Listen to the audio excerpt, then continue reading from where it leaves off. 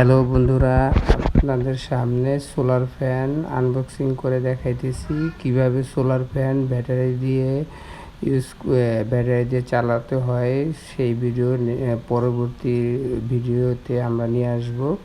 Battery কিভাবে দেখা যায় সার্কিট দিয়ে কিভাবে তৈরি করা হয় সেই ভিডিও আপনাদের সামনে নিয়ে আসবো। এখন আপনারা এই ভিডিওটি সম্পূর্ণ অবশ্যই দেখবেন, তাহলে বুঝতে পারবেন যে এই ফ্যান দিয়ে কিভাবে দেখা যায় ব্যাটারি অ্যাড করে কিভাবে দেখা যায় চার্জার ফ্যান তৈরি করা যায়। সেই ভিডিও আপনারা অবশ্যই দেখতে পারবেন। এই ভিডিও অবশ্যই দেখবেন, অবশ্যই আমাদের চ্যানেলটা সাবস্ক্রাইব করবেন, আমাদের পাশে থাকবেন, আমাদের সাপোর্ট দিবেন।